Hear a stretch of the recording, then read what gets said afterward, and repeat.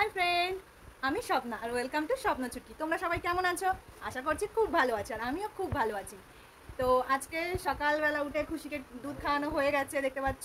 তো এখন আমাদের টিফিন করা হয়নি সকালবেলা, তো আজকে তো সানডে, তাই সানডের স্পেশাল কিছু টিফিন হচ্ছে, রেডি হচ্ছে, তো ওটা খাওয়া দাওয়া হবে।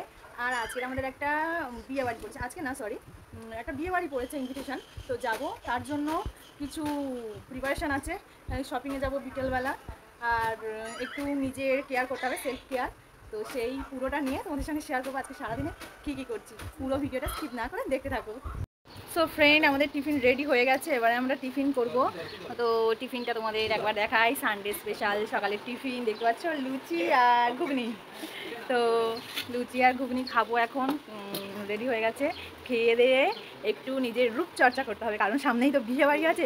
তো আমি আমার রূপচর্চার জন্য কি ইউজ করি, পুরো আমি ঘরোয়া টিপস ইউজ করি, মানে ওটা পছন্দ করি বেশিরভাগ। আমি সব কিছুতে ঘরোয়া টিপস ইউজ করে নিজের রূপচর্চাটা করি। তো কী করি সেটা আমি তোমাদেরকে দেখাবো। তার আগে একটুখানি খেয়ে নিই, কারণ বেলা হয়ে গেছে বেশ অনেকটাই, 9টা বেজে গেছে, এখনও টিফিন করা হয়নি। তো টিফিন করে তোমাদেরকে কী কী রূপচর্চা করি সবটা শেয়ার করবো, সঙ্গে থাকো। ফ্রেন্ড, আমার খাওয়া কমপ্লিট হয়ে গেছে, আর তোমাদেরকে বললাম যে আমি বাইরের প্রোডাক্ট বা ফেসিয়াল খুব একটা পছন্দ নয় আমার ঘরোয়া পদ্ধতিতে ফেসিয়াল বা মুখের ফেস প্যাক ভালো লাগে বেশি, কারণ এগুলো সাইড এফেক্ট হয় না, আর মনে হয় যেন ওর থেকে বেটার এগুলো কাজ করে। তো দেখো, আমি ওই জন্য নিয়ে নিয়েছি মুসুর ডাল, খুবই সিম্পল ব্যাপার। তো এই মুসুর ডালটাকে আমি এখন ভিজিয়ে রেখে দেবো। এটাকে ভালো করে ভিজে গেলে, মানে ডালটা ঠিকভাবে ফুলে গেলে, তারপর আমি এটাকে বাটবো। বেটে এটা মাখতে হয় কি, গরুর দুধের সঙ্গে হালকা একটুখানি 1 চামচ, ছোটো চামচের 1 চামচ কি 2 চামচ গরুর দুধের সঙ্গে মিশিয়ে মুখে, সারা মুখে কিছুক্ষণ লাগিয়ে রেখে হালকা রাব করে ধুয়ে দেওয়া। তো আমার কাছে যখন গরুর দুধটা নেই, তো সেই জন্য আমি কী করবো, এইটাই শুধু ভিজিয়ে রেখে দেবো, দিয়ে বাটবো, বেটে মুখে লাগিয়ে কিছুক্ষণ পরে 5-7 মিনিট পরে ধুয়ে দেবো।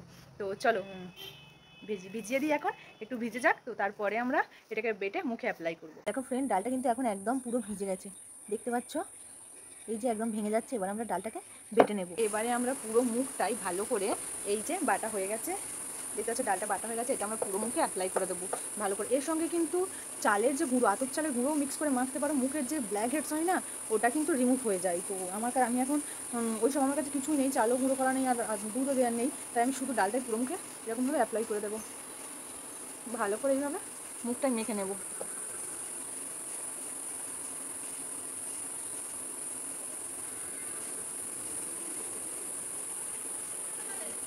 দেখতে পাচ্ছ,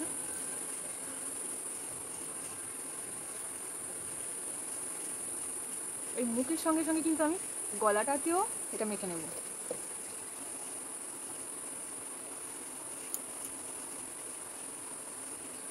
দেখো,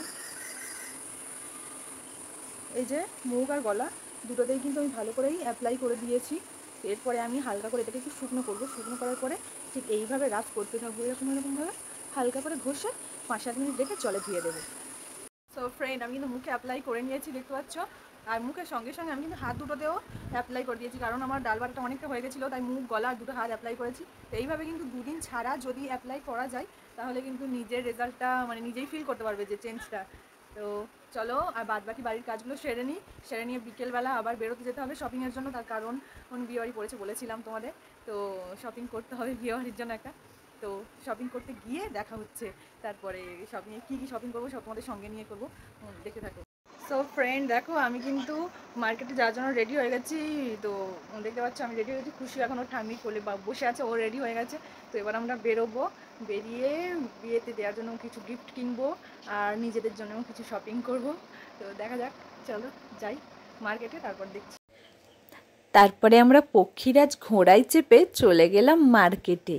আর মার্কেটে গিয়েই প্রথমে কিন্তু আমরা বিয়েবাড়ির গিফট কেনার জন্য ব্যস্ত হয়ে গেলাম। তো একটা শাড়ি নিয়ে নিলাম বিয়েবাড়ির গিফট দেওয়ার জন্য।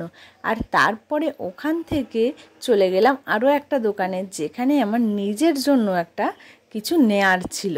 তো বিয়েবাড়িতে তো কিছু একটা পরতে হবে, পুরনো জিনিস পরা যায়, ওই জন্য ওখান থেকে নেয়ার পরে আমরা হাঁটতে হাঁটতে বেরিয়ে এলাম। আমার আর নতুন বউয়ের তো ড্রেস হয়ে গেছে, কিন্তু এখনও খুশির বাবার ড্রেস তো হয়নি।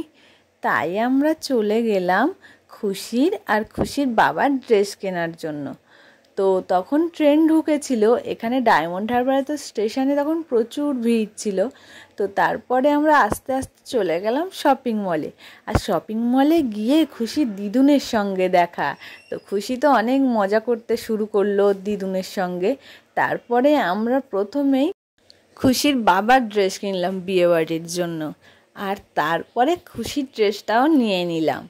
তো খুশির ড্রেস নেওয়ার পরে ওখান থেকে বাইরে বেরিয়ে গেলাম। উফ, বাইরে কি গরম, ভিতরটায় তো শান্তিতেই ছিলাম, যেই ওখান থেকে বেরোলাম বাইরে প্রচণ্ড গরম। তাই আর দেরি না করে সোজা চলে গেলাম লস্যি দোকানে।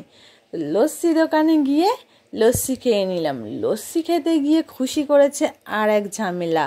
খুশি তো বাইরের জিনিস খায় না, আর ওর ইচ্ছে হয়েছে লস্যি খেতে। দেখো ও কী দুষ্টুমিটাই না করছে, ও খাবে, আমাকে তো খেতেই দিচ্ছিল না। তারপরে অনেক কষ্টে লস্যিটা শেষ করেছি। আর খুশিরও তখন খিদে পেয়ে গিয়েছিল বলে আমরা খুশিকে নিয়ে চলে গেলাম খাওয়াতে। তো খুশির স্যারলাক নিয়েই এসেছিলাম, খুশির স্যারলাকটা খাইয়ে দিয়ে আমরাও একটু রসগোল্লা খেয়ে নিলাম। আর তারপরে বাড়ি ফিরে চলে এলাম। তো ভিডিওটা কেমন লাগলো তোমাদের তোমরা অবশ্যই কমেন্ট করে জানাবে। আজকের ভিডিও এইটুকুই, টাটা।